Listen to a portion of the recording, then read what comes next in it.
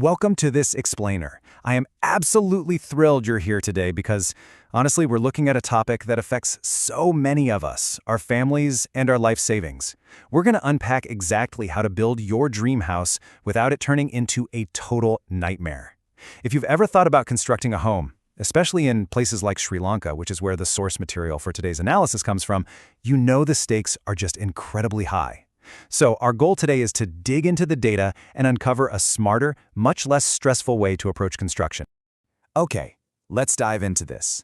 Is your dream house destined to rust? I know, it sounds a bit dramatic, doesn't it? But it's actually a hugely recognizable problem and a glaring reality for a lot of people. Think about it. If you drive through certain neighborhoods, you'll constantly see these massive concrete structures just sitting there, half-finished, left completely exposed to the elements. They were supposed to be dream homes, but instead, they kind of just become these monuments to halted progress. The source data points out a massive issue here, which is the structural decay of these abandoned half-builds. So, why does this actually happen? Well, it literally all comes down to mindset. On one side, we have the traditional approach. This is where you rely heavily on your future income to start a massive build all at once. You kind of just assume the money will keep flowing in. On the flip side, we have a more pragmatic approach, building exactly what you need right now. That first mindset, incredibly stressful and super risky. The second one is phased, practical, and highly strategic. We're going to analyze exactly why making that shift is a complete game changer. Here's our roadmap for this explainer. We'll start with the biggest building mistake, look at the consequences of stopping, and then introduce the grow home concept. From there, we'll break down the specific steps of assessing your current budget and planning for future expansion before wrapping up with how to grow peacefully. All right, let's jump right into Section 1, the biggest building mistake.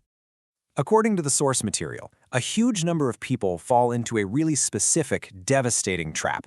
It's starting an entire dream house in one massive go, driven completely by this optimistic belief that future income will definitely cover the rest of the costs down the line.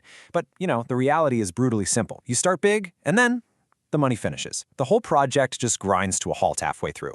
Sure, the ground floor might be complete, but those upper floors? Totally abandoned, because funds dried up way faster than expected. It's an incredibly common pitfall where ambition basically outpaces your immediate financial reality. Which brings us to Section 2, the consequences of stopping. Halting a massive build isn't just a minor pause.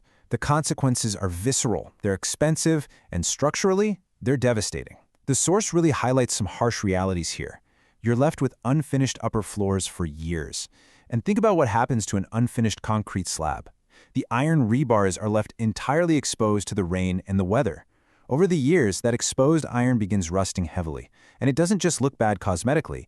That rust actually creeps down into the concrete, causing severe structural damage and decay to the very foundation of your dream home. You are literally paying to watch your investment wither away. So, what do we do about it? Let's move to Section 3, the grow home concept. So, what is the smart solution here? It's called the grow home concept. This means building a basic, fully complete house first for your family, rather than trying to build a massive house all at once. Instead of living in a chaotic construction site or risking a half-finished shell, you prioritize creating a fully functional sanctuary first. It gives you immediate relief, plus a safe, beautiful place to actually live while you plan out your next moves. Now, what's really interesting about this slide is how it breaks down the execution. To actually apply the grow home concept, you need to master two vital, actionable steps. Step 1 is assessing your current budget, and Step 2 is planning for future expansion. Let's dive deeper into exactly how to execute each of these so you can apply the concept effectively. Starting with Section 4. Step 1. Assess your current budget. This is where you really have to ground your dreams in financial reality. You've got to take a hard, honest look at exactly what cash and secure financing you have available right now, today, not relying on some hypothetical promotion or a future windfall. The source text is crystal clear about this. Your immediate budget must cover the living area, kitchen, and bedrooms, everything fully finished. Your absolute priority is to build a basic ground floor that is 100% complete, based strictly on the cash you have today. No exposed wires, no unpainted walls, just a perfectly finished environment for your family. Let's move to and see how this builds into Section 5. Step 2, plan future expansion. Now, building a smaller finished home right now absolutely doesn't mean giving up on your ultimate dream house. It just requires a crucial bit of engineering foresight.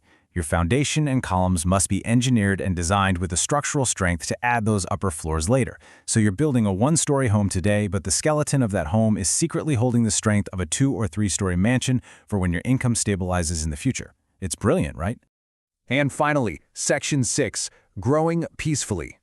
And this brilliantly illustrates the ultimate payoff. You've assessed your budget, you built a fully finished ground floor, and you laid a reinforced foundation. Now, as your income truly becomes stable, you can add those upper floors step by step.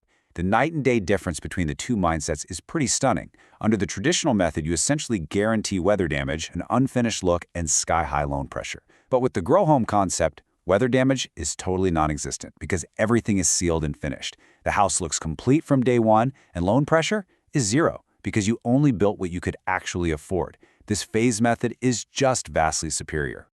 The core philosophy of everything we've looked at today is beautifully summarized right here. Smart people build a complete home, then grow it peacefully. That really hits the nail on the head. It's all about being strategic. It's about rejecting that cultural pressure to build a massive, stressful shell, and instead choosing a path that actually protects your finances, your property, and, honestly, your peace of mind. So, I want to leave you with this final provocative thought.